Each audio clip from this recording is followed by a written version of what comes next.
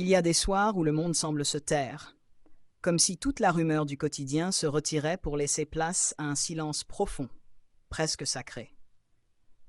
Ce soir-là, Thomas était assis sur le bord de son lit, dans une chambre qu'il connaissait par cœur, mais qui lui semblait étrangère, comme si elle ne lui appartenait plus tout à fait. Ses mains étaient jointes devant lui, les doigts crispés, comme s'il priait, mais il ne priait pas. Il cherchait. Il cherchait depuis longtemps maintenant, sans savoir exactement quoi. Une réponse, une lumière, un signe. Depuis des mois, peut-être même des années, il sentait ce vide grandir en lui, cette absence de direction qui finissait par ressembler à une maladie invisible. Il n'en parlait pas souvent, surtout pas au travail. Là-bas, personne ne posait ce genre de questions. On discutait chiffres, objectifs trimestriels, vacances bien méritées. Personne ne demandait « Et toi, qu'est-ce qui te donne envie de te lever chaque matin ?» Personne ne semblait avoir besoin de savoir. Thomas travaillait dans une banque, derrière un écran bleu pâle qui clignotait doucement pendant 8 heures par jour. Il tapait des nombres, remplissait des formulaires, envoyait des rapports à des supérieurs hiérarchiques dont il connaissait à peine le prénom. Il portait une cravate tous les jours, même quand il n'y avait aucune réunion importante. Par habitude, par conformité, par peur peut-être de faire autrement. Il n'était pas malheureux. Enfin, pas vraiment. Il avait un toit, un salaire régulier, une carte bancaire qui fonctionnait. Il sortait avec ses collègues le vendredi soir, buvait quelques verres, riait aux blagues faciles, rentrait seul chez lui, souvent trop tard. Il n'avait pas de problèmes urgents. Mais il manquait quelque chose. Quelque chose de difficile à nommer, parce que ce n'était ni un objet, ni une situation précise. C'était une sensation, comme si sa vie était juste, vide de sens. On lui avait dit, à la fac, puis dans les entretiens professionnels, puis dans les articles de magazines, « Trouve ta voie, écoute ton cœur, fais ce qui te passionne ».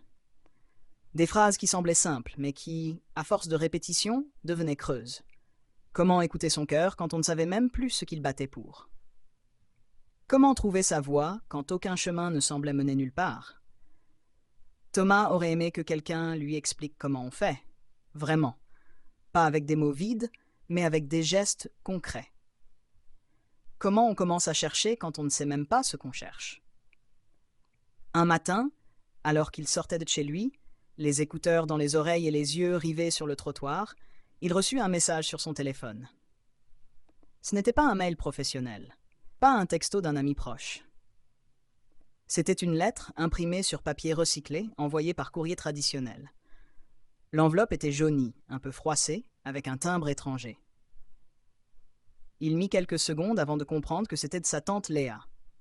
Léa, sa tante maternelle, celle qui avait quitté la France 30 ans plus tôt pour aller vivre en Grèce.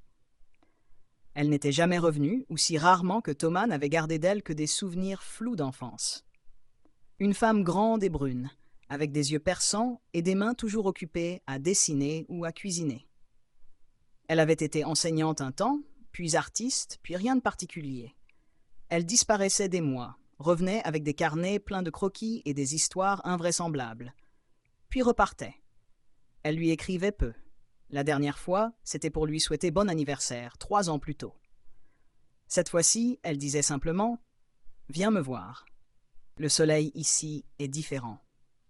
Peut-être que ça t'aidera à voir autre chose en toi. » Thomas lut la phrase plusieurs fois. Il n'y avait rien de dramatique là-dedans, rien de spectaculaire, juste une invitation simple, presque anodine. Et pourtant, il sentit quelque chose remuer en lui, comme une étincelle minuscule, fragile, mais bien réelle. Il n'arrivait pas à expliquer pourquoi ces quelques mots avaient autant de poids. Peut-être parce qu'il venait de quelqu'un qui avait choisi de vivre autrement. Quelqu'un qui ne s'était pas contenté de suivre la route tracée par les autres. Quelqu'un qui, peut-être, comprenait ce qu'il ressentait.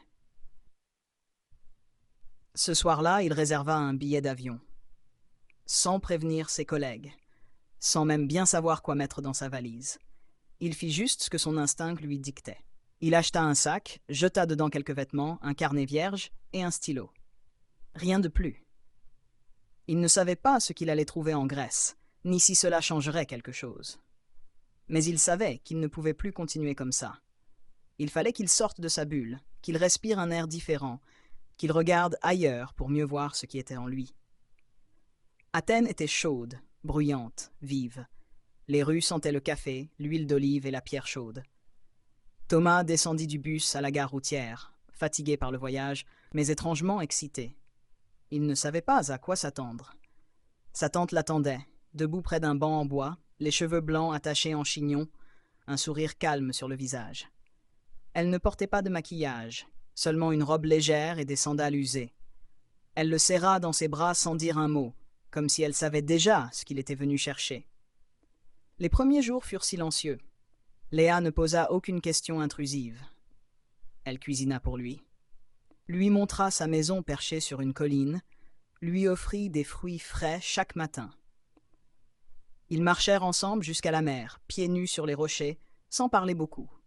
Parfois, ils restaient assis pendant des heures, regardant l'eau scintiller sous le soleil sans prononcer une seule phrase. Et bizarrement, Thomas trouva cela apaisant.